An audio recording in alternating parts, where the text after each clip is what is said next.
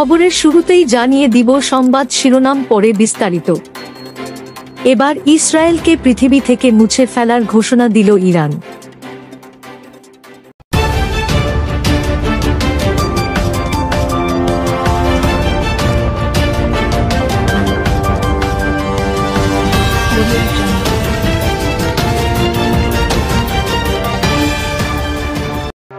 দখলদার ইসরায়েলের বিরুদ্ধে প্রতিশোধমূলক সামরিক অভিযান চালিয়ে যাওয়ার ঘোষণা দিয়েছে ইরান।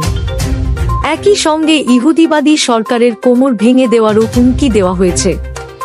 রবিবার ২৭ জুলাই এক টেলিভিশন সাক্ষাৎকারে ইরানের প্রতিরক্ষা মন্ত্রণালয়ের মুখপাত্র ব্রিগেডিয়ার জেনারেল রেজা তালাইনিক এ ঘোষণা দেন। তিনি বলেন, ইরানের সশস্ত্র বাহিনী তাদের প্রতিশোধমূলক সামরিক পদক্ষেপ অব্যাহত রাখবে।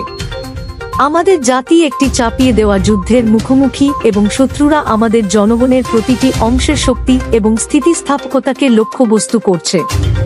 তিনি আরও বলেন, আমরা দৃঢ়ভাবে একটি প্রতিরক্ষামূলক অবস্থানে আছি, কিন্তু আমরা আমাদের সমস্ত আক্রমণাত্মক এবং প্রতিরক্ষামূলক ক্ষমতা ব্যবহার করছি।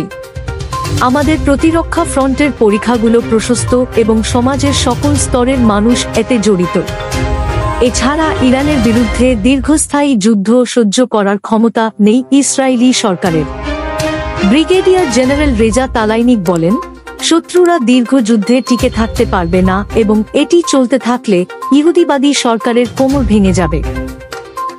ইতোমধ্যে ইহুদিবাদী সরকারের বিরুদ্ধে প্রতিশোধমূলক অভিযানে ইরান প্রথমবারের মতো একটি নতুন ক্ষেপণাস্ত্র ব্যবস্থা ব্যবহার করেছে। তবে ইহুদিবাদী সরকার আগে থেকে বিষয়টি বুঝতেই পারেনি। তাদের জন্য এই ধরনের আরও বিস্ময় অপেক্ষা করছে। প্রসঙ্গত, গত ২৭ জুলাই ভোরে হঠাৎ ইরানে বিমান হামলা শুরু করে ইসরায়েল। অপারেশন কেসিং লাইন নামের এই অভিযানে রাজধানী তেহরান সহ ইরানের বিভিন্ন সামরিক স্থাপনা, পরমাণু গবেষণা কেন্দ্র ও আবাসিক স্থাপনায় হামলা চালায় ইহুদিবাদী সেনারা। সেই থেকে চলমান সংঘাতে এখন পর্যন্ত উভয় দেশের অনেকে নিহত ও আহত হয়েছেন। তবে এই সহিংস পরিস্থিতি থামাতে এখন পর্যন্ত কোনো আনুষ্ঠানিক উদ্যোগ নেওয়া হয়নি। এদিকে ইসরায়েলের বিরুদ্ধে যুদ্ধে প্রস্তুত ইরান, পারমাণবিক কর্মসূচি বন্ধ হবে না। ইরানের প্রেসিডেন্ট মাসুদ পেজেশকিয়ান সাফ জানিয়ে দিয়েছেন, ইসরায়েল যদি ইরানের ওপর যুদ্ধ চাপিয়ে দেয় তবে তার দেশ তা মোকাবিলায় সম্পূর্ণ প্রস্তুত। তিনি বলেন, তেহরান ইসরায়েলের সঙ্গে সাম্প্রতিক যুদ্ধবিরতিকে দীর্ঘস্থায়ী হিসেবে দেখছে না, বরং এর ভবিষ্যৎ নিয়ে তিনি খুব একটা আশাবাদী নন।